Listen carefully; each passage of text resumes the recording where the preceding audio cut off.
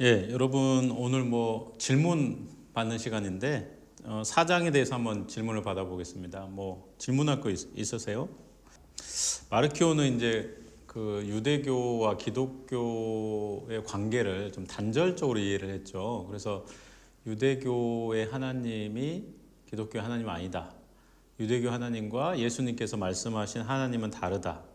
그런 주장을 폈던 사람인데 영지주의 영향을 받았어요. 그러니까 이 사람은 아마도 영지주의적 관점에서 자신의 교리를 체계화하기 위해서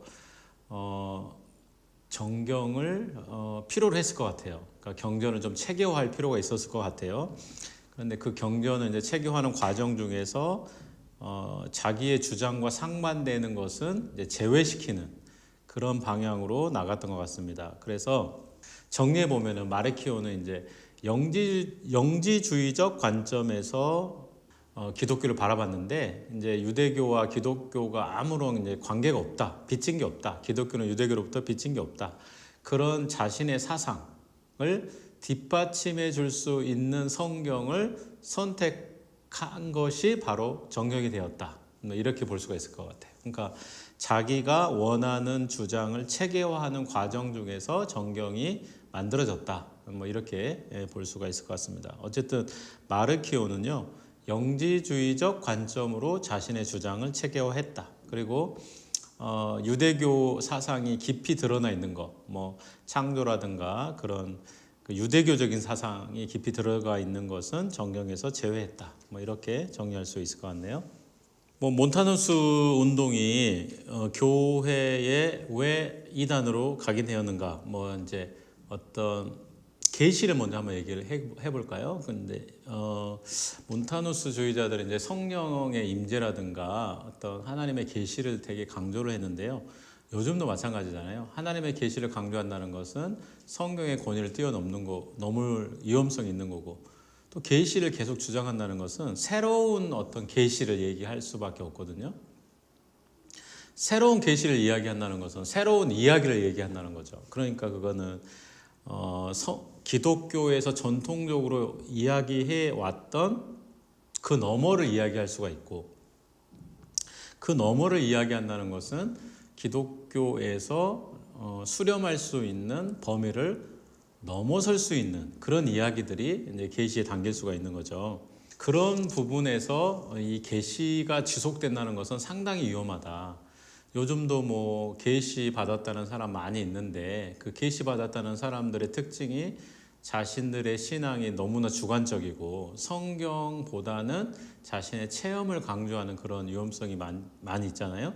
그러니까 계시라는 거는 객관화시킬 수 없는 너무나 주관적인 체험에 근거하기 때문에 좀 위험성이 있고, 몬타누스가 또 이제 교회 조직에 대해서도 상당히 위험스럽게 다가왔던 이유는 몬타누스가 주교라든가 감독의 권위를 인정하지 않았기 때문이죠. 자신들의 교회를 새로운 교회이고 다른 교회로 생각을 했고, 기존의 어떤 감독이라든가 주교들의 권위를 인정하지 않았기 때문에 그런 부분이 초대교회에게 있어서는 교회 조직에 큰 위험으로 다가왔던 거죠. 그러니까 몬타누스는 기존의 목회자들, 성직자들이죠. 성직자들의 권위를 인정하지 않았기 때문에 교회 조직을 파괴할 수 있는 그런 위험성이 있었고, 새로운 계시를 지속적으로 얘기했기 때문에 이 신앙이 너무나 주관적인 부분이 있고, 또 기독교의 전통적인 어떤 교리 체계를 넘어설 수 있는 그런 위험성이 있다는 거죠. 이 계시를 어떻게 검증할 수가 있겠어요?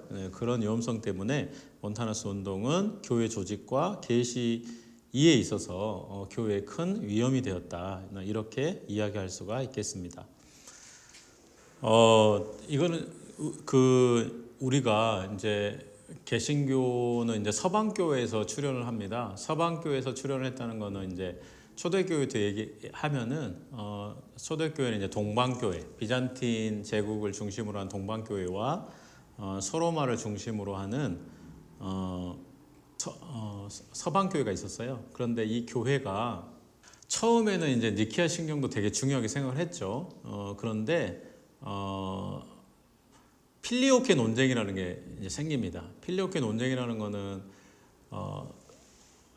니케아 콘스탄티노플 신조를 서방 교회에서 일종의 성령님께서 아버지로부터 온다. 이게 이제 기본적인 신조의 내용인데 거기에 삽입을 한 거예요. 어떤 내용을 삽입을 했냐면은 아들로부터 그러니까 서방교회 견해에 의하면은 성령님께서는 아버지와 아들로부터 오는 견해가 되는 거죠. 근데 동방교회는 이런 서방교회 조치에 대해서 아주 경악을 했어요. 왜 그러냐면 신경을 건드렸다는 거죠. 신조를 건드는 것도 문제고 아무 협의가 없었다는 것도 문제고 서방교회 신학을 일방적으로 거기다가 주입을 해버린 거예요. 그래서 서방교회는 이제 성령님 이해가 어떻게 되냐면은 아버지와 아들로부터. 근데 원래 신조는 성령님은 아버지로부터 이렇게 되는 거죠. 그런데 이제 이 신조가 계속 동서방교회의 논쟁의 대상이 돼요. 왜? 서방교회와 동방교회 입장이 달라졌기 때문에요. 그래서 서방교회는 의도적으로 이런 니케아 신경 콘스탄티노플 신조를 쓰지를 않게 된 거죠. 의도적으로 배제를 하기 시작한 거예요. 그러면서 서방교회는 사도신경을 굉장히 중요시하는 전통이 생기는 거죠. 굉장히 아일러니한 얘기죠. 사실은 여러분 정확히 기억해야 될 것은 뭐냐면은 사도신경은 교회에서 권위가 있는 전통적인 신조입니다. 그런데 공의회를 통해서 결정된 건 아니에요. 공의회에서 결정된 거는 니케아라든가 콘스탄티노플 공의회, 뭐 칼케톤 공의회 이런 데서 신조가 만들어지잖아요. 이런 신조는 되게 중요하거든요. 공의회가 결정했기 때문에. 그래서 사도신경은 그런 공의회의 권위를 얻은 신경은 아닙니다. 그래서 우리가 교회 일치의 차원에서라든가 또 우리 기독교 교리를 제대로 이해하기 위해서 사도신경 외에도 니케아 콘스탄티노플 신조, 칼케톤 신조 정도는 좀 한두 번씩 읽어보고 거기에 담긴 신학적인 의미를 좀 추적해 볼 필요는 분명히 있습니다. 그러니까 제가 아까 말씀드렸다시피 필리오케 논쟁을 통해서 동서방 교회가 니케아라든가 콘스탄티노플 신조가 논쟁의 대상이 돼버린 거예요. 서방교회가 그 신조를 계속 이야기하면은 계속 동방교회로부터 견제를 받고 공격을 받고 그런 문제가 생기는 거죠. 그래서 서방교회는 의도적으로 사도신경을 더 중심으로 자기들의 신조를 고백하게 된 거예요. 그런데 우리 개신교는 서방교회로부터 나왔다고 제가 말씀드렸잖아요. 그러니까 가톨릭 교회의 그런 전통이 우리 개신교회도 그대로 들어가 가지고 니케아라든가 콘스탄티노플 신조는 개신교에서 사라져 버린 거죠. 뭐 잘 모르게 된 거죠. 반면에 사도신경은 굉장히 중요하게 여기는 전통이 생겨난 겁니다. 이거는 뭐 정치적인 이야기인데 좀 재밌는 이야기죠. 여러분한테 제가 좀 한 가지 더 말씀드리고 싶다면은 이 사도신경은 초대교회 이단들과의 싸움에서 생겼다고 이제 우리가 강의 때 충분히 이야기했습니다. 그래서 사도신경을 뭐 성경의 핵심을 요약했다 이런 것은 신학적 관점일 수가 있는데 역사적 관점으로 보면은 사도신경은 특별히 초대교회 이단 그 중에서도 영지주의자들과의 싸움을 통해서 일어난 사건이다 이렇게 우리가 좀 정리를 할 수가 있어요. 그래서 사도신경을 외울 때마다 그런 사도신경의 역사성에 대해서 좀 생각을 해볼 필요가 있고 그리고 이제 한국교회가 한때 사도신경을 외우느냐 공적으로 외우느냐 외우지 않느냐로 이단이냐 이단이 아니냐 뭐 이런 판단을 했는데 그거는 옳지가 않아요. 물론 사도신경을 고백하는 것은 굉장히 중요한 우리의 신앙의 기준이 됩니다. 그런데 뭐 공예배에서 사도신경을 외우면 이단이 아니고 외우지 않으면 뭐 이단으로 보는 그런 관점은 앞으로는 있어서는 안 됩니다. 왜 그러냐면은 한국 교회도 점점 예배 시간에 사도신경을 외우지 않는 교회가 점점 늘어나고 있고 서구의 많은 교회들이 예배 시간에 공예배 시간에 사도신경을 외우질 않아요. 사도신경은 개인적으로 고백하면 됩니다. 그거를 반드시 뭐 예배 시간에 외우냐, 외우지 않느냐의 문제로 뭐 이단이냐, 이단이 아니냐의 문제를 가려서는 절대 안 된다는 거죠. 어쨌든 우리에게 중요한 것은 사도신경의 역사성을 충분히 이해하는 것이다. 그리고 사도신경이 왜 초대교회 때 그런 권위를 얻고 오늘날까지 전해졌는지 한번 좀 생각해 보는 그랬으면 좋겠다 이런 생각이 듭니다. 여러분, 그 정경과 외경 문제를 좀 논의를 할게요. 지금 우리 개신교는 66권의 성경을 갖고 있죠. 3927 이렇게 외우면 됩니다. 구약 39권, 신약 27권. 그러면은 가톨릭 성경과 개신교 성경은 왜 같지 않느냐? 권수가 다르냐? 근데 우리 개신교인들이 많이 오해하는 부분이 있는데 AD 90년에 있었던 얌리아 회의 때 구약 성경의 정경이 정해졌다고 이제 얘기하는 분들이 많이 있어요.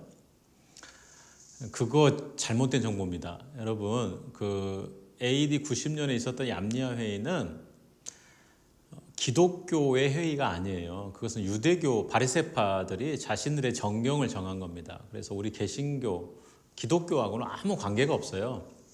그러면 우리 기독교는 구약 성경의 정경을 언제 시도했느냐? 언제 29권이 우리 개신교 정경이 되었느냐? 그것은요, 마틴 루터가 한 거예요. 여기서 정리를 다시 해요. 신약 성경의 정경화라는 거는 카르타고 공회에서 했죠. 그래서 그때 이제 27권은 정해진 거예요. 그런데 구약 성경의 정경화는 AD 90년의 얌리아 회의와는 아무 관계 없다. 얌리아 회의라는 거는 유대교의 회의다. 우리 기독교의 회의가 아니라는 걸 여러분 잘 알아둬야 됩니다. 그러면 초대교회, 중세교회는 구약 성경을 어떻게 봤느냐? 자, 제가 초대교회 강의할 때 70인역에 대해서 말씀을 드렸죠. 그 70인역은 히브리 성경을 그리스어로 번역을 한 거죠. 그래서 히브리어를 모르는 디아스포라 유대인들에게 성경을 이제 읽히기 위해서 이제 70인역을 만들었잖아요. 그런데 그 70인역의 성경이 초대교회 성도들이 봤던 성경이었던 거예요. 초대교회 성도들은 기본적으로 그리스어로 된 구약 성경, 그 70인역을 봅니다. 히브리어로 된 성경을 보는 게 아니에요. 이 70인역이 다시 이제 라틴어로 번역이 되는데 제롬, 히에로니무스라는 이 제롬이 번역을 하게 돼요. 라틴어로 번역이 될 때 기본적으로 70인역의 성경이 그대로 라틴어로 번역이 돼요. 그 얘기는 뭐냐면은 70인역의 성경의 권수가 그대로 라틴어 불가타 성경으로 기본적으로 간다 그런 의미예요. 그러면은 여러분 여기서 정리할 게 뭐냐면은 초대교회든 중세교회든 70인역을 받고 70인역을 기반으로 해서 번역된 불가타 성경을 봤다는 것은요, 오늘날 여러분들이 외경이라고 간주하는 그 성경도 봤다는 의미예요, 사실은. 그런데 마틴 루터가 등장을 해서 교회를 타락시키고 면죄부 판매를 정당화시키고 죽은 자를 위한 기도를 정당화시키고 이런 잘못된 교리들이 도대체 어디서 기인하느냐. 마틴 루터는 그것이 외경이라고 봤던 거죠. 근데 그 당시는 외경의 개념이라는 건 없었던 거예요. 근데 마틴 루터가 그래서 권위가 있는 성경을 다시 확정하기 시작한 거예요. 그래서 히브리어로 된 39권의 성경만이 정경이다. 그리고 그것을 고백하는 사람, 거기에 신앙을 딛고 있는 사람만이 프로테스탄트다. 그렇게 된 거죠. 그래서 여러분, 외경의 문제는 마틴 루터 때 등장했다. 초대교회 때부터 있었던 것은 아니다. 신약 성경은 물론 카르타고 공회에서 27권을 확정합니다. 그래서 가톨릭이나 우리 개신교나 신약 성경에 외경이나 정경이나 그런 논의가 있을 수가 없어요. 그거는 27권으로 딱 정해진 거예요.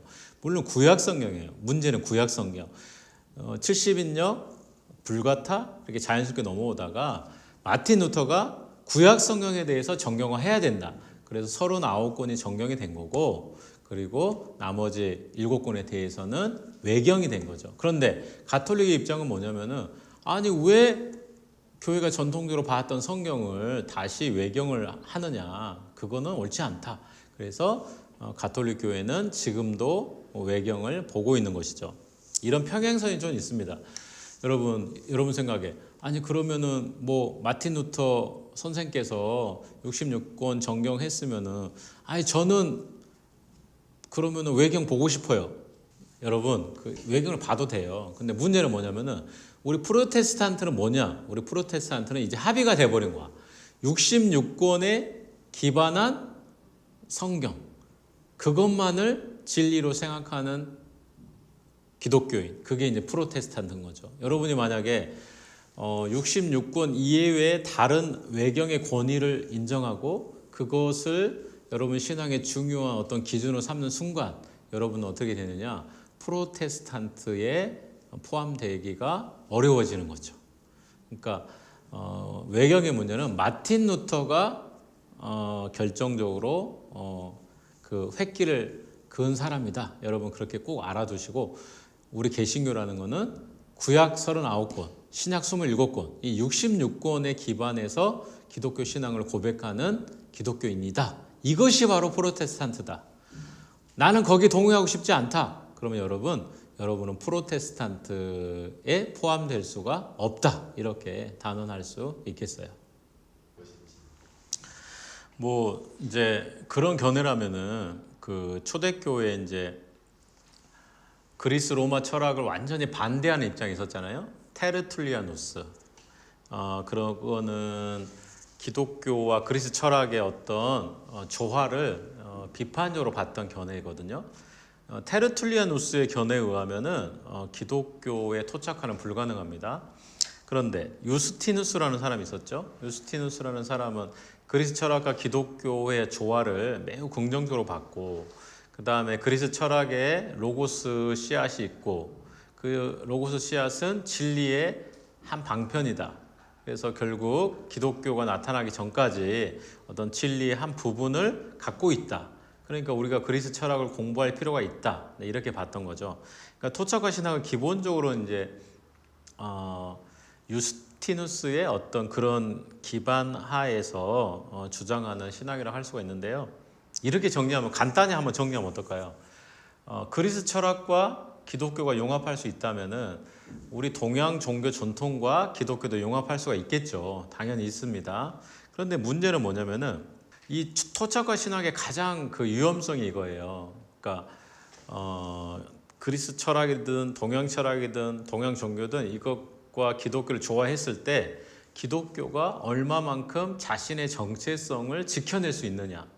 만약에 불교와 유교와 어떤 그런 다른 종교와의 융합을 통해서도 기독교 정신을 잘 드러내고 동양인에게 더 맞는 기독교의 모습을 드러낼 수만 있다면 그건 아마 성공적인 토착화가 될 겁니다. 그런데 만약에 동양 종교와 융합을 했는데 동양 종교에 압도됐다. 기독교의 정체성이 압도된다. 기독교의 정체성이 오히려 동양 종교에 묻힌다. 이런 일이 생길 때는 기독교가 아니라 하나의 동양 종교화된 기독교가 되어버릴 수가 있잖아요. 그게 이제 토착화의 위험성이겠죠. 저는 이제 기본적으로 토착화를 찬성하는 사람이고요. 그 다음에 기독교가 한 시대의 종교 문화와 소통해야 되고, 또 그 다음에 이 시대 상황에 대해서 어떤 더 나은 대답을 지속적으로 해야 된다고 생각합니다. 그런데 기본적인 전제는 뭐냐면은 기독교의 핵심적인 진리를 절대 놓치지 않는 토착화를 해야 돼요. 그리고 이 토착화가 우리 한국 사람들에게 기독교를 더 포근하고 더 잘 소개하는 방향이 돼야 돼요. 어떤 보면은 뭐 더 이질적으로, 더 철학적으로, 더 추상적으로 비친다면은 토착화를 할 이유가 없겠죠. 그러니까 그 질문에 결론적으로 대답합니다. 가능하다. 그런데 전제가 필요한데 기독교의 정체성을 절대 잃어버려서는 안 된다. 동양 종교에 압도되어서는 안 된다. 뭐 그 정도로 대답할 수 있을 것 같습니다.